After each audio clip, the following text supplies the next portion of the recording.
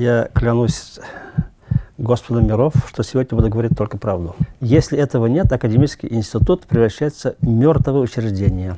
Вообще-то нормальный гражданин не должен бояться идти в прокуратуру и ответить на вопросы. Есть у меня лично большие сомнения про научную ценность этого труда. Кто-то что-то делал, а кто-то что-то не делал. Если мы будем очень грамотно объяснять вот этим людям, кто они такие, истории показывать в полном виде, то картина может измениться.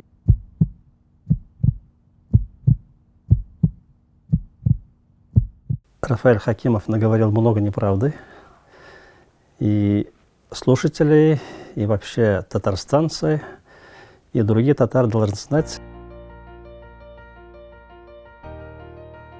что есть на самом деле.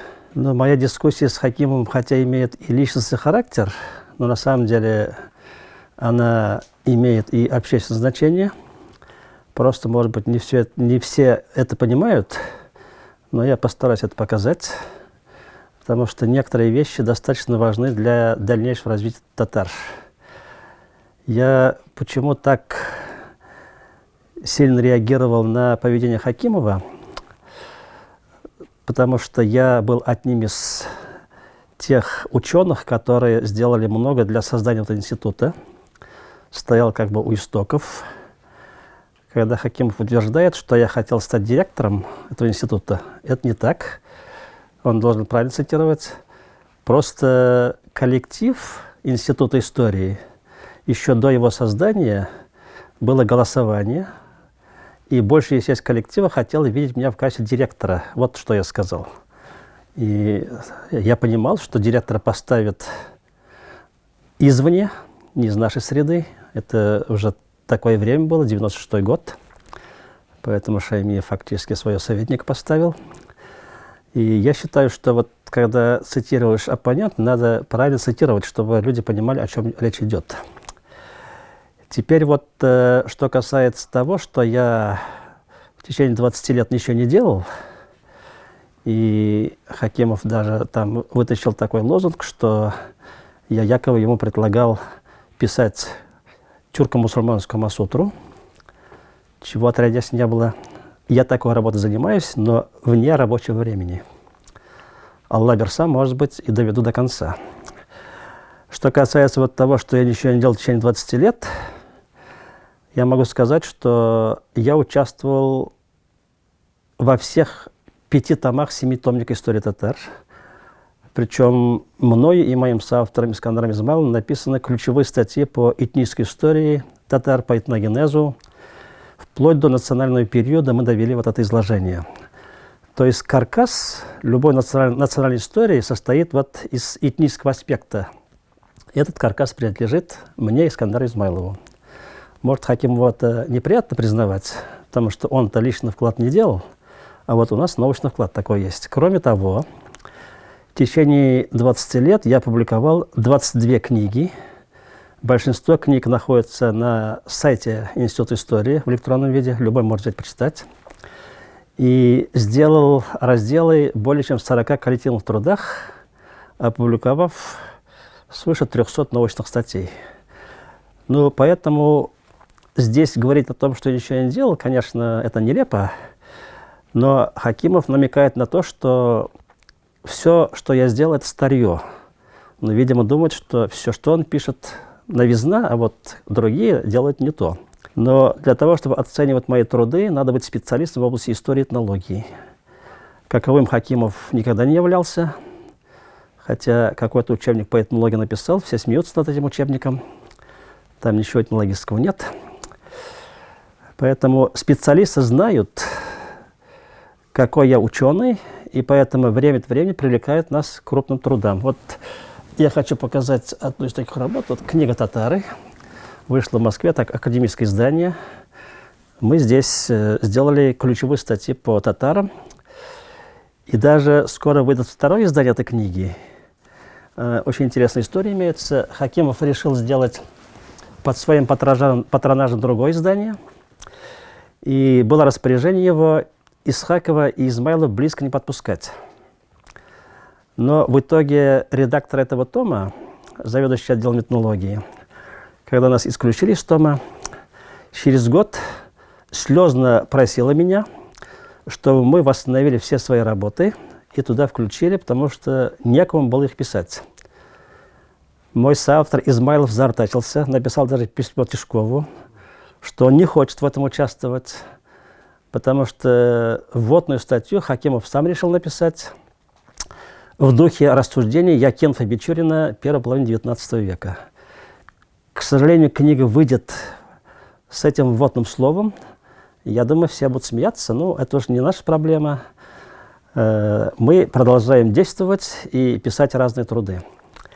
В том числе я могу сказать, что последние годы я занимался в том числе в рамках института научной работой. Хакимов, когда говорит, что меня в план не включили, это совершеннейшая неправда, потому что я с 2016 года, фактически завершив своей работой, перешел к новой работе. Она была в рамках планов института. Значит, называется «Государствообразующий этнос Улус-Джучи». То есть речь идет о формировании средневековых татар. И так как планы и отчеты института тоже вешаются на сайты, все могут посмотреть. У меня утвержденные эти планы есть, у нас копии есть у всех. И заведующие подписывают. И я по этой теме успел опубликовать свыше 100 страниц текста научного. Причем 2 большие статьи находятся внутри журнала, который выходит в Институт истории по золотоордынской тематике.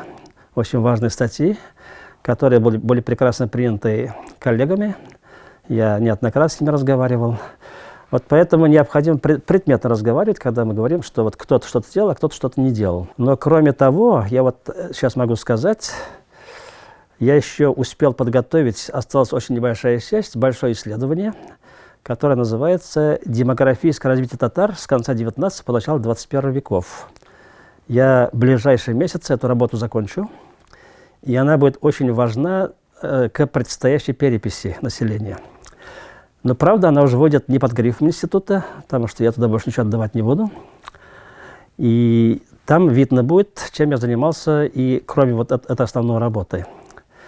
Я думаю, что необходимо опираться на мнение ученых, которые меня знают, по поводу того, вот, кто чем занимался и что делает. А попытка Хакимова все превратить в тюрко-мусульманскую Камасутру, причем не зная, что имеется в виду, там тоже есть предмет исследования. Я уже сказал, на досуге этим занимаюсь. Это говорит о том, что он хочет уйти от ответственности, которая проистекает из того, что вот он меня сократил фактически, не дав возможности завершить работу, которая была утверждена. У меня есть утвержденный проспект этой работы. Это плановая институтская работа, на самом деле. И вот весьма странная ситуация. Директор Института истории постоянно вещает, что по достижении 60 лет ученый уходит у нас, на 5 лет ему дают возможность поработать, потом переходит на полставки. Такие положения нигде не утверждены. Это вот взятые с потолка цифры, даты, хронология. Обычно в академических институтах происходит аттестация сотрудников, и на этой основе принимаются решения. Вот эти рассуждения Хакимова показывают, что никакого порядка академического в институте истории нет. И это произошло из-за того, что мы успели перейти в Министерство образования и науки, а оно не проконтролировало вот эти стороны вопроса. И сейчас сотрудники просто бессильны перед волей начальства. Хакимов же сам говорит, что некоторые работали, мол, до 80 лет. Да и сам работает уже ему за 70. Хотя по российскому законодательству это нельзя. Поэтому весьма странно, что он провозглашает такой тезис, что его избрали на 5 лет, чтобы он оставался директором. Вообще это само избрание тоже незаконно. Согласно федеральному законодательству, на руководящей должности в таком возрасте оставаться нельзя. Поэтому многие ведущие ученые, Тишков, которого Хакимов не любит, они стали научными руководителями или другие должности занимают, то есть неофициальные должности, когда они уже не влияют непосредственно на политику институтов. И вот в этом плане я, завершая данный сюжет, хочу сказать, что Институт истории как важное учреждение, он должен, тем не менее, находиться в правовых рамках Российской Федерации. И татарстанские научные учреждения должны подвергаться постоянному пристальному вниманию со стороны Академии наук, Министерства образования и науки, потому что они должны действовать в определенных рамках, чего у нас нет. Это вообще весьма интересный пассаж, показывающий, что человек вообще обладает знаниями по этнологии на уровне нуля. Вообще-то об этом я слышал и раньше. Когда у нас директором был Яхья Абдуллин, он бывший партийный работник, он вещал примерно такое же. Но вот мне странно, что Хакимов продолжает об этом говорить, потому что существующее деление татар на группы выдумываем не мы. Вот в отличие от Хакимова, который дальше Азнакаевского района не ездил, я объездил весь регион проживания татар. Я побывал более чем в 500 татарских населенных пунктов. Мы в течение почти 30 лет собирали материалы этнографические. И наша классификация, она общепринята и опубликована в крупных академических трудах, в том числе и вышедших в серии «Народы культуры» в Москве. Она принята, вот эта классификация, она базируется на этих этнографических, этнологических исследованиях. Когда мы констатируем то, что есть, это не значит, что мы делим. Ну, Тишков, например, да, он мой давний оппонент политически, можно сказать, хотя я с ним в хороших отношениях в личном плане. Он тоже делил, но у него были политические задачи. А я показываю, что существует реальное деление. Вот каким образом Хакимов хочет закрыть глаза на то, что часть сибирских татар записалась во время переписи другим народом. Около 10 тысяч человек. Ну, куда от этого деться? Нагайбаки записались отдельным народом. Это часть кряшин. Причем Нагайбаки и есть в федеральном реестре коренных малочисленных народов. То есть это узаконено фактически. И потом около 35 тысяч кряшин, если Нагайбак включить, фигурирует самостоятельно, как особый этнос. Это же реалии, это можно не признавать. Но самое смешное то, что Хакимов, когда утверждает, что я делю татар на группы, он совершенно забывает, что вот эти научные деления, они не влекут политических последствий, если, конечно, не работать. Вот я специально покажу, что он об этом тоже вещает, что, мол, вот Институт истории выпустил крупный труд, вот он, который как раз доказывает единство сибирских татар с остальными татарами. Но он, правда, не говорит, что основные разделы, которые это доказывают, написаны для этой книги мною лично и с моими соавторами. Я думаю, что в Институте истории я больше всех поработал по изучению сибирских татар. У меня множество трудов есть, больше ни у кого нет, где я обосновал как раз вот то единство, про которое Хакимов вещает. Причем я это отдельно написал и обосновал и в другой книге, вот она здесь. Это более популярная работа. В отличие от первой книги, которая вышла тиражом в 100 экземпляров, это на 500 экземплярах.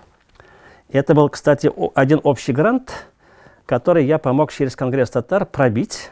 И поэтому только у Хакимова была возможность вот эту книжку потом демонстрировать. Эти работы делали мы, в том числе я участвовал в этих работах. И вот после этого утверждать, что Исхаков делит татар на разные группы и еще тыкать на сибирских татар, это, конечно, крайняя степень нечистоплотности. В том числе и желание вот как-то очернить своего оппонента. Я категорически отметаю такие вещи. Во всех моих работах как раз отстаивается позиция единства татарской нации. И это, безусловно, приоритет для меня был. Поэтому меня в некоторых группах, которые хотят обособиться, не любят. Но даже по Кряшинам, вот у нас большая книга вышла, я ее не смог принести, она очень толстая. По Кряшинам Хакимов говорит, что вот они доказали, что Кряшины едины с остальными татарами. Ключевая статья, которая это обоснует, написана мной. Она, правда, вышла и раньше. Меня попросили в эту работу включить, потому что других таких работ не было.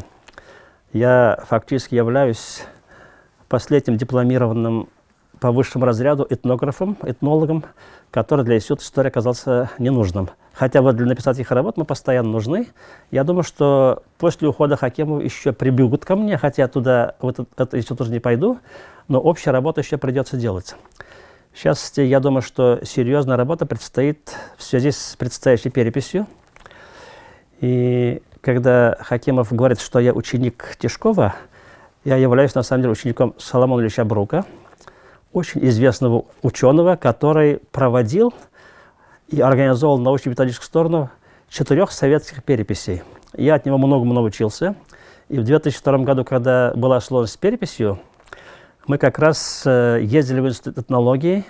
Я написал множество заявлений и бумаг, в том числе и высшего уровня, Мухаммедшина, Шаймиева, Разиля Валеева, которые были отправлены в Москву, чтобы отставить единство татар, ну, политические такие документы. И потом в Институте этнологии участвовал в дискуссиях с институтским историком по поводу единства татар. Я думаю, что такая работа в 2020 году еще понадобится, потому что у нас есть сложности с Башкортостаном, где часть татар оказалась записанными башкирами. Это значительная часть татар Башкортостана. Поэтому эти работы придется вести.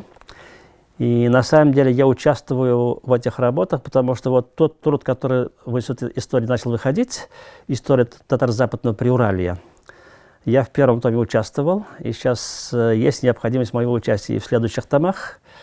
Эти тома необходимо издать до переписи, потому что там рассказывается реальная картина того, как этнические процессы шли при Урале. Но Хакимов на все это закрывает глаза, потому что он непосредственно в этих работах участие не принимал. Вот деньги для первого тома добывали мы сами через Конгресс, через татарской организации Башкортостана. Хакимов просто шапку поставил из института, и на этом его деятельность закончилась. Вот у него есть удивительная способность присваивать чужие труды и выдавать за свои. Вообще-то институтские труды пишет не Хакимов, а ученые.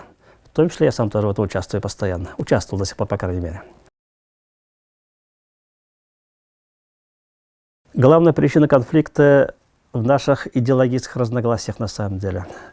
Я отчетливо эти разногласия показал во время своих выступлений, которые прозвучали, начиная с периода очередного съезда Конгресса татар и перед выборами президента Российской Федерации. Потому что я считаю, что та модель, которая была в том числе разработана с участием Хакимова, модель безэтничной нации татарстанцев, она потерпела полный крах. И татары сейчас в очень плохом положении из-за вот этой политической идеологической линии. Надо было выстраивать совершенно по-другому, и Хакимов не хочет нести ответственность за этот провал. Он по-прежнему продолжает утверждать, что мы идем правильным курсом, что немножко поднажать надо откуда-то, но не объясняет, как дальше вести политику. Говорит, что он из политики ушел, и на этом у него шито-крыто все, закончил он. А народ-то продолжает жить, республика существует. Все равно необходимо даже в такой ситуации выстраивать новую политическую, идеологическую линию. И вот я считаю, что очень важной линией может быть в этих условиях работа с краеведами. Я на это обращаю особое внимание. На самом деле, то краеведческое движение, которое сейчас формировалось, изначально было организовано по моей инициативе. Это люди, которые занимались этим, знают прекрасно. Но самой большой преградой этому движению стал сам Рафаэль Хакимов. Потому что он неоднократно мешал организации этого движения, не приходил туда, сотрудникам запрещал ходить, общаться. И нам не удалось из-за его позиции, в том числе и пробить специальную программу по написанию истории сел и деревень. А вот сейчас, когда ситуация, когда языковой фронт сильно ужался, и национальный региональный компонент ушел из школ, куда должен устремиться татарский дух. Очень большая опасность есть того, что пустота, которая образуется при такой политике, может способствовать усилению салафитов и ваххабитов. Потому что именно они проповедуют безнациональный ислам. И в такой ситуации как раз краеведов надо поднимать и их лицом поворачивать на национальные дела, чтобы народ проникся корнями своими, в том числе в историческом плане, чтобы на самосознание влиять. Но я вот последний смешной случай расскажу просто. Мы специально подготовили к предстоящему 4-5 апреля съезду форума краеведов журнал «Туганжир» называется. Из аппарата президент затребовали еще незавершенный вариант журнала. И Хакимов лично настоял на то, чтобы написали отрицательную рецензию. И фактически журнал чуть не остановили.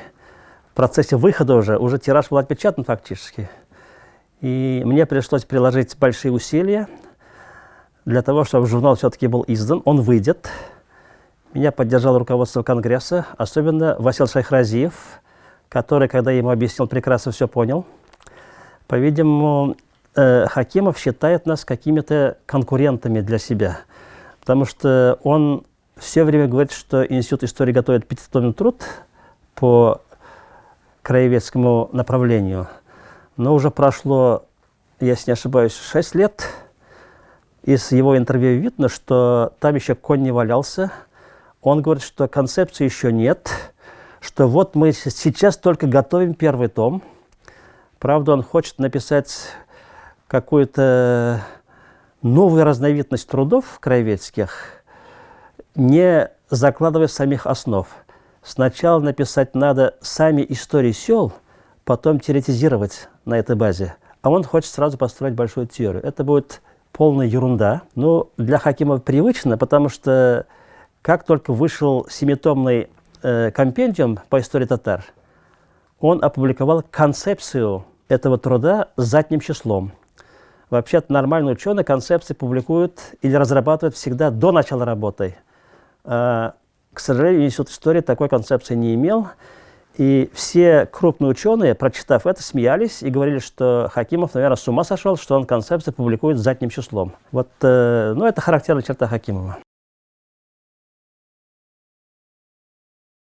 К сожалению, для академического института очень важен дух свободы, соревновательность, конкурентность и, самое главное, открытая дискуссия и обсуждение.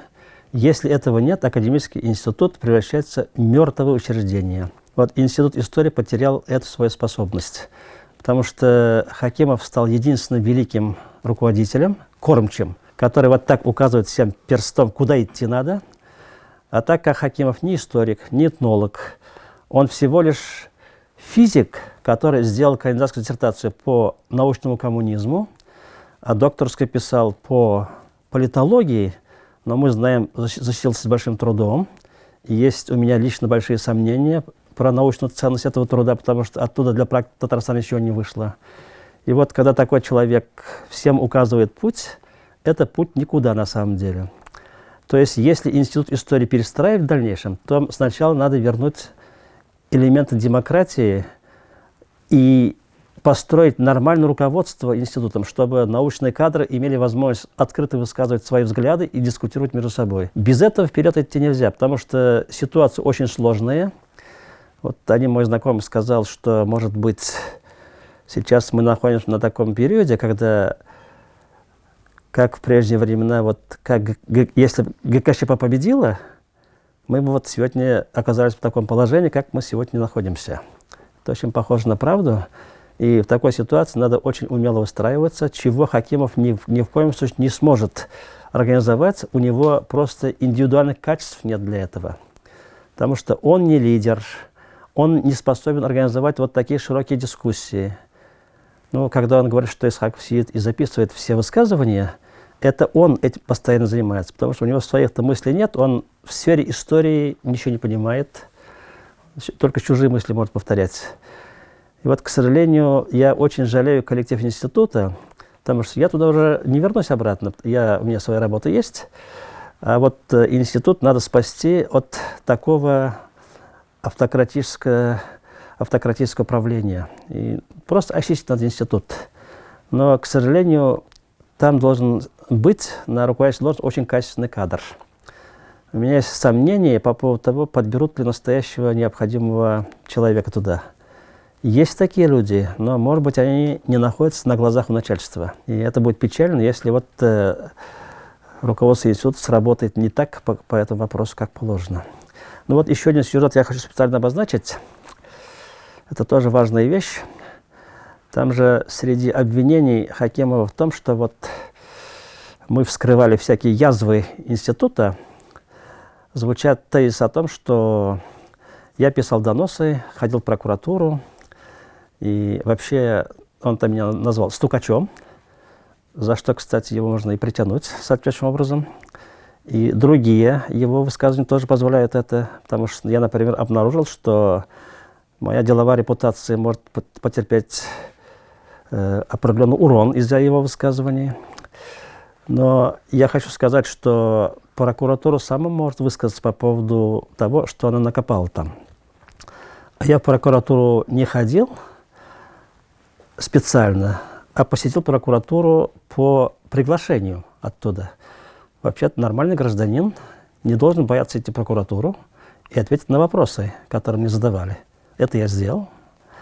Но я же не могу вскрыть все стороны. Вот это когда Хакимов утверждает, что он живет на очень маленькую зарплату и так далее, он просто скрывает реальную картину. На самом деле Министерство образования и науки имеет сайт, где время от времени выставляются уровни зарплат руководящего персонала. Так вот, мы еще в начале года там прочитали, что зарплата Хакимова 120 тысяч в месяц, его заместителей по 52 тысячи, включая бухгалтера. И когда я писал, что они получают большие деньги и премии, я вот имел в виду и это тоже. Зачем это скрывать? Я думаю, что и Министерство образования и науки должно обнародовать такие данные, чтобы не вызвало у людей разные мысли по этому поводу. И я, например, сторонник того, чтобы проверяющие органы публично показали результаты своих проверок, чтобы народ понимал, в том числе сотрудники, что реально происходит. Я для сравнения могу сказать, что средняя зарплата кандидатов и докторов наук, если вместе взять, 18,5 тысяч в месяц. Так что есть с чем сравнить. Это очень важные вещи, потому что люди живут и в этом же контексте. Вот я сам зарабатывал, когда меня на полставки перевели, 12,5 тысяч рублей в месяц. Так что, когда Хакимов кричит, что я очень большие деньги получал там, и вообще я люблю деньги, вот по сравнению можно увидеть, кто любит деньги и кто что зарабатывал. К сожалению, мы сейчас оказались в очень плохом положении из-за того, что проявили большую нерасторопность. И сейчас с трудом можно будет выйти на какой-то результат, с очень большим трудом. Единственный путь, конечно, восстановить национальную систему образования. Это путь трудный, потому что произошла переориентация родителей. Из-за того, что вот российская система образования выстроена соответствующим образом, и все построено на базе ориентации на ЕГЭ, русская образовательная система оказалась на очень выигрышных позициях, и родители начали ориентироваться как раз вот на реалии эти. Я думаю, что придется проделать очень большую объяснительную, воспитательную работу с людьми. В том числе и через краеведов надо действовать тоже. Надо национальный дух и национальное самосознание поднимать. Другого пути нет. Это вот первое. Во-вторых, необходимо систему образования сделать гораздо более качественной. Я вот могу сказать, что мой сын учился в турецко-татарском лицее. Так как там образование было очень качественное, и воспитание в том числе, туда родители отдавали своих детей очень охотно. Я помню, на одно место был конкурс 24 человека. Если вот в Казани и в других городах будут такие лицеи, гимназии такого уровня, туда родители будут приводить своих детей. Вот же в еврейской школе, так называемой, там и татары учатся, потому что высокий уровень образования. Я знаю в Казани одну из татарских гимназий, куда русские отдают своих детей, и они там изучают татарский язык. И когда спрашивают, почему отдали своих детей, они говорят, здесь очень хороший порядок, и мы здесь довольны положением своих детей, они себя хорошо чувствуют, поэтому сюда приводим детей. Даже люди обращают внимание на по-татарски тертип, на порядок, который вот как бы существует в школьном коллективе. И в дальнейшем даже на такие вещи придется обратить внимание. Но национальная школа в изоляции существовать не может, придется делать высший уровень в лице университета национального. Конечно, Рустам Нургалиевич сказал об этом в своем послании, Сейчас народ ждет, когда это будет концепция или будет выдвинута, или же какая-то реальная работа начнется. Но если не будет вот целостной системы национального образования, то отдельно школы поднимать будет чрезвычайно сложно. Поэтому сейчас необходимо в срочном порядке вокруг этого дела напрячь все наши мозги, экспертов привлечь, провести широкое обсуждение и после этого согласовывать свои позиции, в том числе и на уровне федерального центра. Я думаю, что федеральный центр начал понимать уже, на мой взгляд, что они несколько перегнули палку по линии наступления на национальное образование, потому что мы знаем, все республики недовольны тем, что получилось в итоге. И вот в этом общем контексте у нас есть возможность движения, но мы должны очень грамотно действовать. Пока что этого, к сожалению, не видно. Вот это очень сложный вопрос. На самом деле, к сожалению, рождаемость у татар низкая, и поэтому у нас большого увеличения численности не предвидится. Но я уже сказал, у нас есть запас демографический в лице тех татар, которые были записаны башкирами. По моим подсчетам, это центральные федеральные органы статистики тоже подтверждают, это около 200 тысяч человек. Вот нам надо обратно вернуть то, что проглотили наши соседи, но потом необходимо обратить особое внимание на национальное воспитание тоже. Сейчас ведь фактически национальный человек в документах не фиксируется, и люди высказывают свою национальную принадлежность только в процессе переписи. И мы имеем большое число смешанных браков. Ну, это внутри Казани может быть четверть. Если по всей России брать, может и побольше будет. И очень важно, как будут самоопределяться представители вот смешанных браков. Это тоже наш демографический запас. Если мы будем очень грамотно объяснять вот этим людям, кто они такие, истории показывать в полном виде, то картина может измениться. Я вот думаю, что очень важной задачей является создание на телевидении нашем, может быть, на ТНВ «Планета», куда Татарстан влияет больше, специальную передачу, посвященную истории, может быть, через краеведение, через историю конкретно деревень, кто там живет, с какого времени, как все происходило. И мы этой работой должны заниматься ежедневно. К сожалению, мы уже отстаем. Вот я буквально на днях побывал в Уфе, и в магазине купил трехтомный труд. Башкортостан успел издать, посвященный статистике переписей, включая и советский период. Там, конечно, башкортостанские деятели, которые подготовили этот труд, они в свою пользу трактуют все вопросы. А мы должны показать на основе научных данных, как реально обстоит эта картина. У нас такая работа еще не началась, что очень печально. Я думаю, что мы быстро этот недостаток должны ликвидировать.